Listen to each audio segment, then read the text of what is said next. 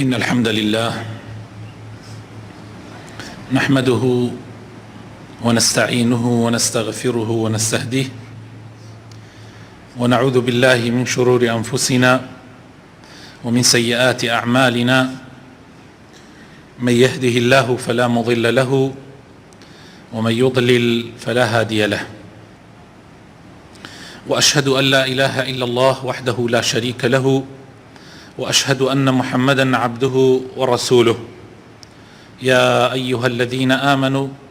اتقوا الله وقولوا قولا سديدا يصلح لكم أعمالكم ويغفر لكم ذنوبكم، ومن يطع الله ورسوله فقد فاز فوزا عظيما. أما بعد، مسلمان بەڕێزەکان، بەڕاستی باشترین کەلامی خوای پەروەردگارە کە لە قورئانی پیرۆزە ئەی فەرمێ و باشترین ڕێبازی محەممەدی مختارە صلی الله عليه وسلم. خراپترین ڕێگا هەر ڕێگا و ڕێچکان و ڕێبازێک کە پێچەوانەی ڕێبازی خوا و پێغەمبەرەکەی بێ،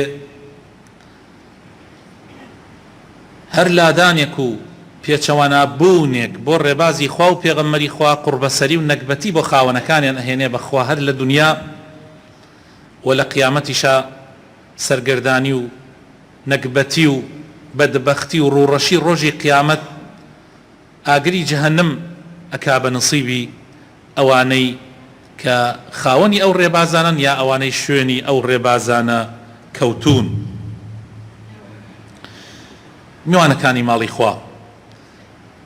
قاعیدەیەکی تر یان یاسایەکی تر لەو یاسایانەی کە پێغەمبەری خۆشەویستمان صلی الله عليه وسلم ئەصحابەکانی لەسەر پەروەردە کردووە کە قاعیدەیەکی گرنگی تری قورئانە، یاسایەکی تری یاسا قورئانیەکانە کە ئەم وتارە یاسای حەوتەممانە بە ئیزنی خوای پەروەردگار. ئەوەیە کە خوای تەعالا لە سوورەتی تەوبە ئاەتی 91 ئەفەرمێ: ما على المحسنين من سبيل. دیارە لە ساڵی نۆی کۆچی پاش 9 ساڵ لە کۆچکردنی پێغەمبەر صلی الله عليه وسلم لە مەکەوە بۆ مەدینە، پاشەوەی کە دەوڵەتی ئیسلام لە مەدینە کەوتە سەرپێی خۆی، بربەستە بچووکەکان کە خێڵەکانی عەرەب بوون بەرەبەرە کۆتایی پێ ئەهات، بۆیە زلهێزەکانی زەمانی خۆی ئەم کارەیان زۆر پێ ترسناک بوو. دروستبوونی دەوڵەتی پێغەمبەریان صلی الله عليه وسلم و دەوڵەتی ئیسلامیان زۆر پێ قورس بوو، هەستیان بە خەتەرەکە کرد. بۆیە ڕۆمەکان بڕیاریان دا سوپایەک کۆ بکەنەوە بۆ ئەوەی بێنە سەر مەدینە. بەڵام پێش ئەوەی ئەوان سوپاکەیان کۆ بکەنەوە، پێش ئەوەی کە ئەوان خۆیان ئامادە بکەن، پێغەمبەری خوا صلی الله عليه وسلم ئاگادار مەوزوعەکە ئەبێ. لەبەرەوە پێش ئەوەی ئەوان دەست پێشخەر بن و بێنە سەر مەدینە، پێغەمبەری خوا صلی الله عليه وسلم سوپایەکی گەورە کۆ ئەکاتەوە کە ژمارەکەی لەو کاتانە گەورەترین سوپا بووە، کە بریتی بووە لە 30,000 کەس کە هەرگیز لەناو عەرەبا شتیوان نەبووە. 30,000 کەس پێغەمبەری خوا صلی الله عليه وسلم 30,000 جەنگاوەر کۆ ئەکاتەوە و ئەڕواتە سەری ڕۆمەکان. کۆکردنەوەی ئەو سوپایە لە کاتێکا بوو کە دنیا زۆر گەرم بوو، ساڵێکی نەهاتی وشکە ساڵی بوو، حاڵەتەکە زۆر ناخۆش بوو. بۆیە ئەو غەزوەیە ناونرا غەزوەی عوسرە، پێشەوەترێ غەزوەی تەبوک و هەروەها پێشەوەترێ غەزوەی عوسرە. عوسرە یعنی لە تەنگانەی و لە ناخۆشی و لە قورسیوە هاتووە. پێغەمبەری خوا صلی الله عليه وسلم داوای لە مسلمانان کرد کەوا خێر و سەدەقە بکەن، پارە کۆ بکەنەوە بۆی بتوانن تەجهیزی ئەو جەیشە بکەن، ئەو جەیشە ئامادە بکەن، ئەو سوپا گەورەیە ئامادە بکەن کە هەرگیز وێنەی نەبووە پێشە. ئیتر مسلمانان هەر کەسێ لە لای خۆیەوە هەڵ ئەسێ بە بەخشیندەی بە خێرکردن. تەنانەت مسلمان وا هەبوو قاپی خوڕمای هەبوو هێنای، مسلمان وا هەبوو لە ماڵەوە بەڕێیەکی هەبوو هێنای. هەتا لەوێ ئەو حادیسەیە کە بیستومانە زۆر جار کە منافەسەی نێوانی ئەبوو بەکر و عومەر خوا لە هەردوویان ڕازی بێ ئەم دوو ئیمامە گەورە لەوێ منافەساکەن عومەر ئەڵێ لە هیچ کاتێکا من نەمتوانیە پێشی ئەبوو بەکر بکەوم لێرە ئەبێ پێشی بکەوم ئەڕاتەوە بۆ ماڵ سەرۆت و سامانەکەی ئەکا بە دووکتەوە نیوەی ئەهێنێت ئەیخاتە بەردەستی پێغەمبەر صلی الله عليه وسلم پێغەمبەری خوا ئەفەرمێ عومەر چیت جێڵاوە بۆ ماڵ و مناڵ ئەفەرمێ نیوەیم جێڵاوە ئەی پێغەمبەری خوا کردمەتە دووکتۆ نیوە بهێناوە ئەفەرمێ پاش کەمێک تەماشای کرد ئەبوو بەکر هات هەموو ماڵەکەی لە بەردەستی پێغەمبەر صلی الله عليه وسلم دانا هەرچی سەروەت و سامانی هەیە داینا لە بەردەستی پێغەمبەر صلی الله عليه وسلم بۆ سێیەم جار ئەبوو بەکر ماڵەکەی خۆی هەمووی ئەکاتە قوربانی ئاینی پیرۆزی ئیسلام ئەی خاتە بەردەستی پێغەمبەر صلی الله عليه وسلم پێغەمبەری خوا فەرمێ ئەبوو بەکر چی جێڵا بۆ ماڵ و مناڵت ئەفەرمێ خوا و پێغەمبەری خوام لە جێگەی جێڵا ئەلەوێ عومەر ئەفەرمێ ئیتر من بۆم دەرکەوت هەرگیز ناتوانم پێشی ئەبوو بەکر بکەوم ئەم سوپایە ئەبوایە هەموو کەسێکتایە بەشدار بێ بوو بە فەرزی عین هیچ کەسێ مەگەر خاوەن عوزر ئەگینا نابێت دوا بکەوێت لەم سوپایە کۆمەڵێک لە مسلمانان هەبوون فەقیر حاڵ بوون حاڵیان زۆر فەقیر بوو وەزعیان زۆر ناڕەحەت بوو هەیان بوو نەخۆش بوو هەیان بوو کەس و کارێکی نەخۆشی هەبوو هەیان بوو ئیمکانیاتیان نەبوو وڵاقێک پەیدا بکەن و بکەون لەگەڵ پێغەمبەرا و لەگەڵ سوپای ئیسلامە جا خوای تەعالا ئەمەمان بۆ باسەکە لە سوورەتی تەوبە سوورەتی تەوبە ئەتوانی بڵێ لە ئەوڵ تا ئەخیر باسی ئەم غەزایەیە سوورەتی تەوبە خوای تەعالا فەرمێ وجاء المعذرون من الأعراب ليؤذن لهم بڕێ خەڵکەیە بینەی بیانویانە کرد تەنانەت تەسەورەکەن خەڵک هەبوو منافق وا هەبوو ئەلەوێ دەرەکەوت بیانووی چی هێناوە ئەوی پێغەمبەری خوا بەخوا ڕۆمەکان کچەکانیان قژ زەردە و چاویان شینە و ئەترسین ئێمە بین تووشی فیتنە بین و لە دینەکەمان هەڵگەڕێنەوە يعني هەتا ئەو عوزر یا عوزر نەما بۆ ئەوە نەبێ بۆ ئەوەی نەڕۆن لەگەڵ پێغەمبەر صلی الله عليه وسلم وقعد الذين كذبوا الله ورسوله سيصيب الذين كفروا منهم عذاب أليم جاء خوي تعالى الرشيان ليك أم جاء خوي تعالى فرمي ليس على الضعفاء كومالي خلق بن ضعيف بن لاواز بن نخوش بن عزري هبو عزري راس تقينا خوي تعالى أفرمي لسر أوانيك ضعيف أوانيك نخوش أوانيك إمكانياتك مادي وانية ولا على الذين لا يجدون ما ينفقون حرج أوانا حرج يعني لسر نية جناح يعني لسر نية كنكون لقلطات شو كان هيش يعني نازن شيب كان يعني توانا النية إذا نصحوا لله ورسوله ما على المحسنين من سبيل هركس يتشاك كاربي إيمان دارك الراستقين بي لناو الضلوة حسكا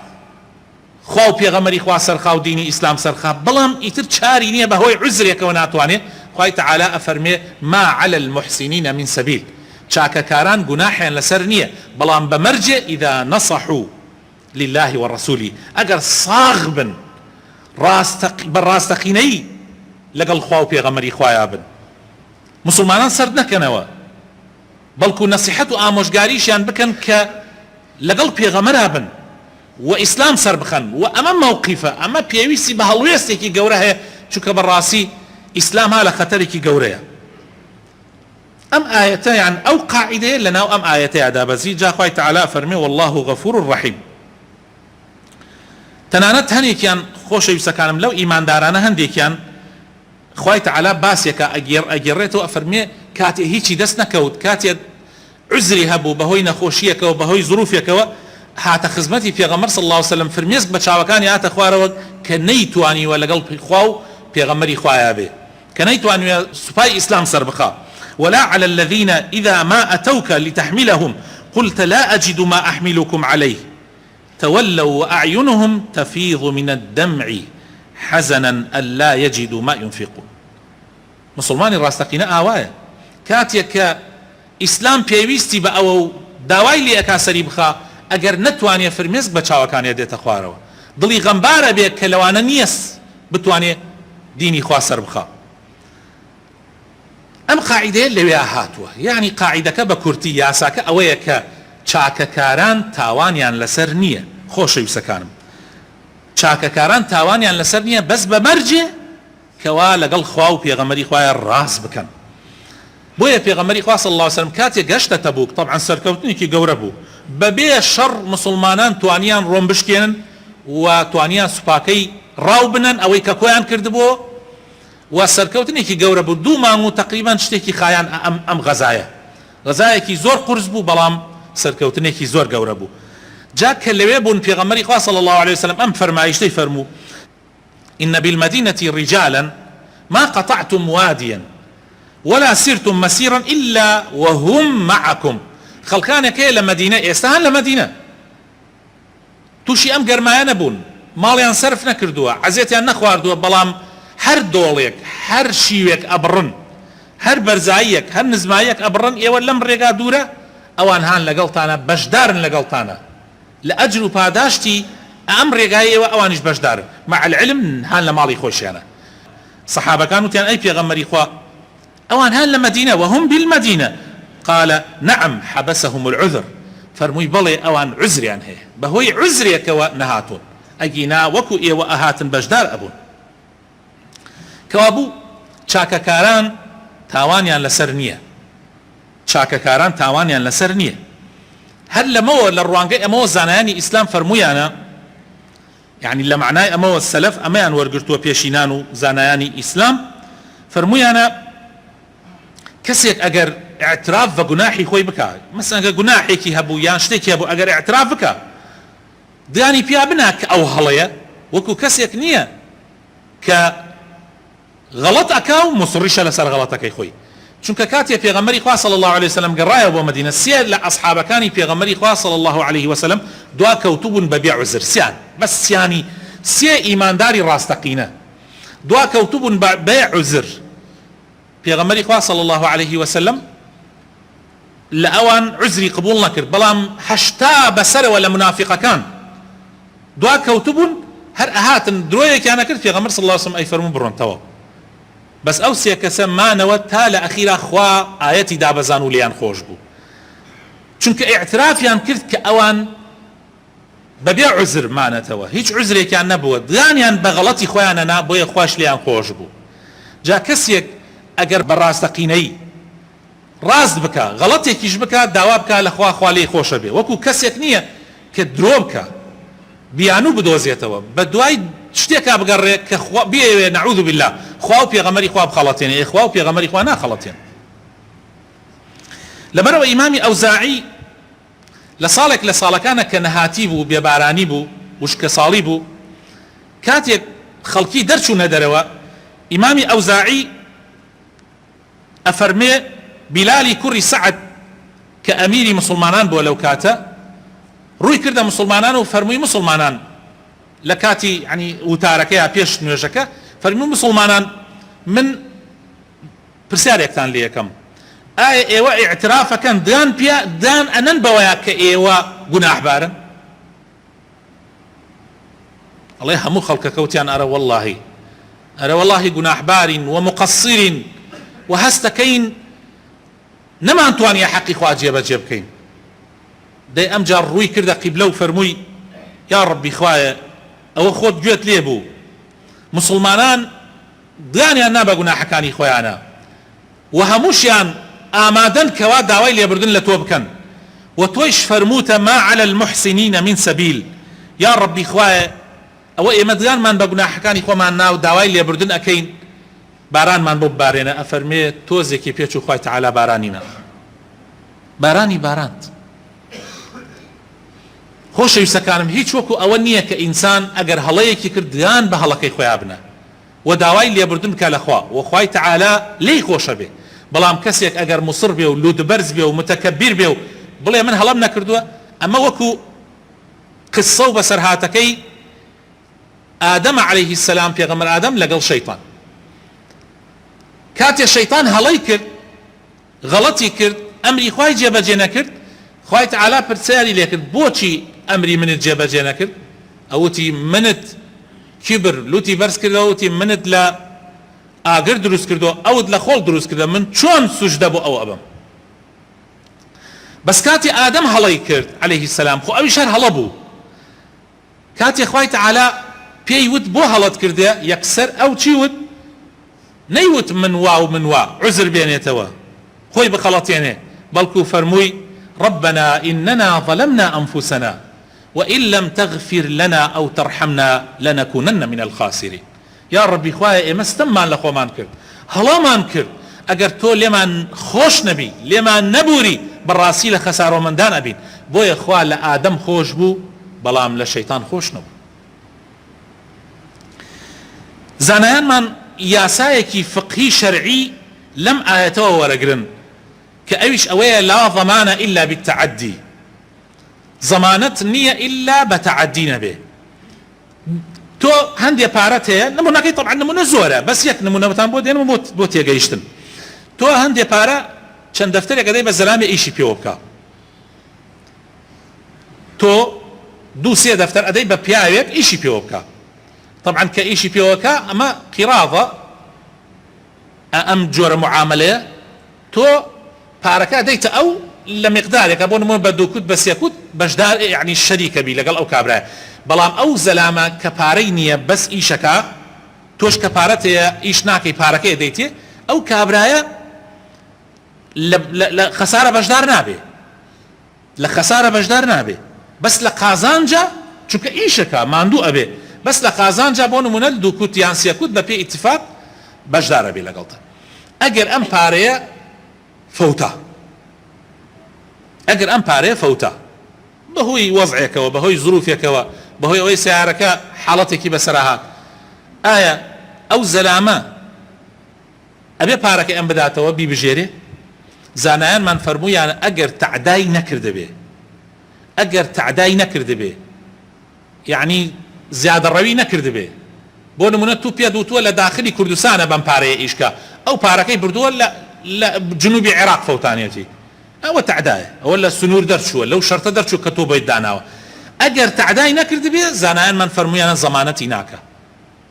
چونکە ئەم کابرای هیچ تەعدایەکی نەکردووە یعنی نیەتی ئەوە بووە ئیش بکا و پارە دەرکا بۆ هەردوو لە يعني نيتي چاکەی هەبووە ما على المحسنين من سبيل بۆیە نایبژێرێ. زانایانمان فەرموویانە لا ضەمانە إلا بالتعدي جا ئەمە مەسئلەیەکی گرنگە. هەروەها لەوم و گلەیی لۆمە و گلەیی لەسەر کەسێک نییە کە نیەتی چاکەی هەبێ. نمونە ئێستا ڕۆژی جمعەیە مامۆسا خەتیب نەهات بەهۆی زروفێکەوە سیارەکەی پەکی کەوت بەهۆی وەزعێکەوە نەخۆش کەوت لەو کاتە نەهات جەماعەت وایانە کرد بانگە و مامۆسایش نییە خەتیب نییە. کەسێک لە ناوی ئەم جەماعەتە کە تۆزی علومی شەرعی مەسەڵەن خوێندووە شارەزایەکی هەیە یەکسەر ئەڵێ موسڵمانان با نوێژەکەمان نەفەوتێ با وتارەکەمان نەفەوتێ هەڵەسیە وتارێک ئەدا وتارێکی هاکەزایی یعنی بەپێ ئەوەی کە ئامادەیە لە لای وتارێکەدا و نوێژەکەکەن و تەواو. ئایا طبعا لەوە چێ ئەو وتارە چونکە ئامادەیەکی تەواوی نییە لەوە چێ کەم و کورتی تیابێ لەوە چێ نوقسانەیەکی تیابێ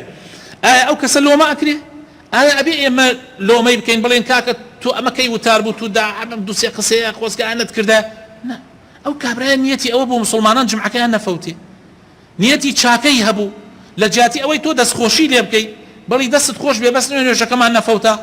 بەس جمعەکەمان نەفەوتە تۆ ڕووی لۆمەیەکەی. ئەمە لە زۆر شوێنی ئیش و کارەکانی ڕۆژانە حاڵەتی لەم شێوە ڕوەدا کەسێک هەڵەسێ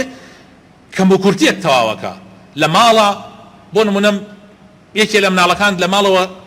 نوقسانیەکە بینی هەڵەسێ چاکی کا بۆ خۆی کەم و کورتیەکی تا دروستە بێ تۆ لۆمەی مەکە تۆ دەستخۆشی لێ بکە کە ئەو کەسە سربەخۆ هەڵساوە بەو ئیشە و نیەتی بۆ چاکە بکە لۆمەی مەکە تەشجیعی بکە ئەگەر عەیبێکیشی هەبوو کارەکەی عەیبێکیشی تیا بوو بە هێواشی بە جوانی لە هەوڵدە تێیگەێنە بەڵام دەستخۆشی لێ بکە کە ئەو هەڵساوە بە کارێکی چاک. ئەمە لە مەکتەبەکانە جاری وا هەیە ڕۆدا لە موەسسە و لە دائیرە و لە کۆمپانیاکانە جاری وا هەیە شتی وا ڕوەدا بۆیە ئەو کەسانەی کە نیەتی چاکەیان هەیە و مەبەستیان چاکەیە ئەبێ دەستخۆشیان لێ بکرێن نەک لۆمە بکرێن. هەروەها لەو قاعیدە و یاسایانەی کە نزیکە لەم یاسایەوە خوای تعالی لە قورئانی پیرۆزە فەرمێ ولا تبخسوا الناس أشياءهم شتی خەڵک بەکەم مەزانن مسڵمانان شتی خەڵک بەکەم مەزانن یعنی کەسێک هەڵساوە بە کارێکی چاکە ئیشێکی باشی کردو بۆ منە سەر ئەم ڕێگا مزگەوتێکی دروست کردووە مزگەوتێکی بچووکی دروست کردە و چەند توالێتێکی دروست کردەوە شوێنی دەستنوێژ و مسلمانان ئەگەر لایەندا لەوێ ئیسراحەتێکەکەن و نوێژەکەیانەکەن یعنی ئەمە بەکەمی مەزانە بڵێ ئەمە چییە هەر لەو کاتێک کە پارە کۆکراوە بۆ غەزای تەبوک سەحابەیەک هەندێک خورمای هێنا قاپی خورمای هێنا هەر ئەوەی بوو لە ماڵە بڕێ لە منافقەکان دانیشت بوون لە بن دیوارەکە گاڵتەیانەکە وتیان توخوا ئەمە کەی شتێک ئەمە خوا پێویستی بەمە نییە ئەم قاپی خورمات هێناوە جا خوای تەعالا لە قورئانە لۆمەیانەکە لۆمەی ئەوانەکە ئەم پیاوە هەر ئەوە نەی هەبووە هێناوی لە پێناوی خوایە بیبەخشێ تۆ بۆ لۆمەی ئەەکەی ولا تبخسوا الناس أشياءهم شتە چاکەکانی خەڵک بەکەم مەزانە ئەگەر ئازای خۆت بڕۆ لەوە زیاتر بێنە بەس تۆ خۆتی چت نەهێناوە و لۆمەی کابراکەی کابرا بۆ نمونە پارە کۆکرێتەوە بۆ کارێک بارێکی مزگەوت ڕبعێکە خاتە ناوی کابرا ئیمکانیاتی ئەوە نەیە ڕبعێکە خاتە ناوی لۆمەی مەکە کابرا غیرەت گرتی ڕبعێکی بەخشی لە پێناوی خوایە ئەمە زۆرە لای خوا کەم نییە والله لای خوا کەم نییە پێغەمبەری خوا صلی الله علیه و سلم فەرمی خۆتان بپارێزن لە ئاگری جەهەنم ئەگەر چی بە لەتە خوورمایەکیش بێ لەتە خوورمایە بەکەم مەزانە تۆ ئەوەت پێ ئەکرێ خەڵق هەیە ئەوەی پێ ناکرێ تۆ کاتێ لۆمەی ئەوەکەی فەرموو خۆت بڕۆ لەوە زیاتر بکە بەس لۆمەی ئەو مەکە کارەکە ئەو کەم بەکەم مەزانە هەروەها پێغەمبەری خوا صلی الله علیه و سلم فەرمێ لا يشكر الله من لا يشكر الناس ئەفەرمێ کەسێ شکری خەڵق نەکا شکری خوای نەکردووە زەلامێک چاکەیەکت بۆکە با چاکەکە بچووکیش بێ هیچ نەبێ دوعای خێرت بۆکە تۆ بەکەمی مەزانە دەستخۆشی لێ بکە سوپاسی بکە ئەگەر ئێمە سوپاسی یەکتری نەکەین لەسەر چاکەکان ئیتر خەڵک چاکە ناکە براینە تەشجیعی یەکتری بکەین لەسەر چاکەیە کە مسلمانێکی کا و دەستخۆشی لێ بکەین و سوپاسیشی بکەین قەت ئێمە نەبینە ئەو کەسانەی کە خەڵک سارد بکەینەوە لە چاکە ئەگەر چی چاکەکە بچووکیش بێ بەڵکو تەشجیعیان بکەین یەکێکی تر لەو ئیسفادانەی لەم قاعیدەیە ئەکرێ خۆشەویستەکانم ئەگەر کەسێکی چاک بوو ئێمە هەمومان زانیمان کەسێکی چاک بوو بەڵام هەڵەیەکی کرد یعنی پێویستە کاربەدەستی مسلمانان پێویستە ئێمەی مسلمانانیش دڵمان فراوان بێ بەرامبەر بە کەسی چاکەکار با غەڵەتێکیش بکە ئەمە دنیایە خۆ ئینسان لە ژیانە غەڵەتەکە حتا غەڵەتەکە ئەگەر گەورەش بێ بڵێن کاکە ئەو کەسە خۆی چاکەکارە لە زمانی پێغەمبەر صلی الله علیه وسلم لە ساڵی 8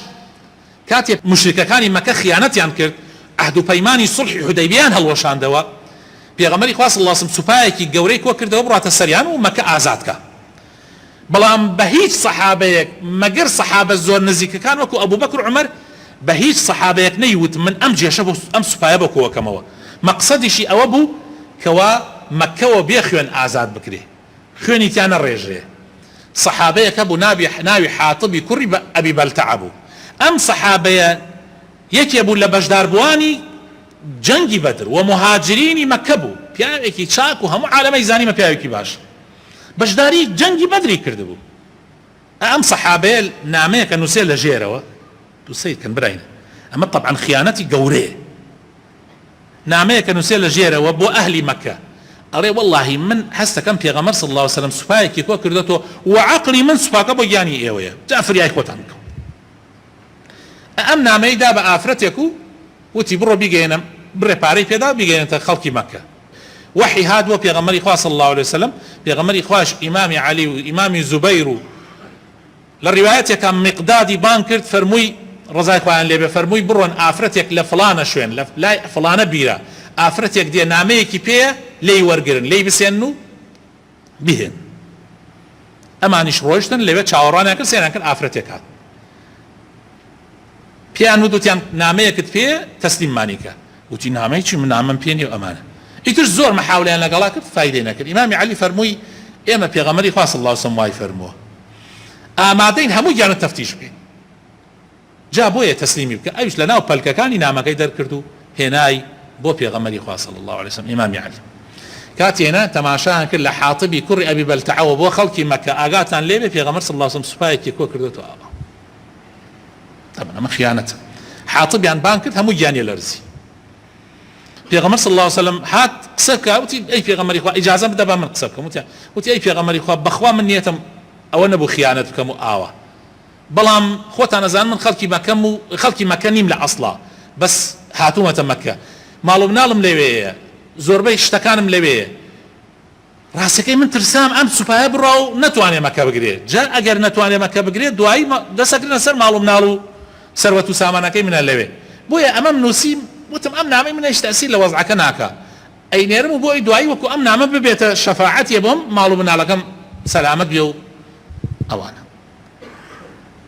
ئیمامی عومەر فەرمووی بابەم لە ملی ئەی پێغەمبەری خوا ئەمە منافقە و خیانەتی کردووە خۆی حەقیقەتیش ئەبێ وابێ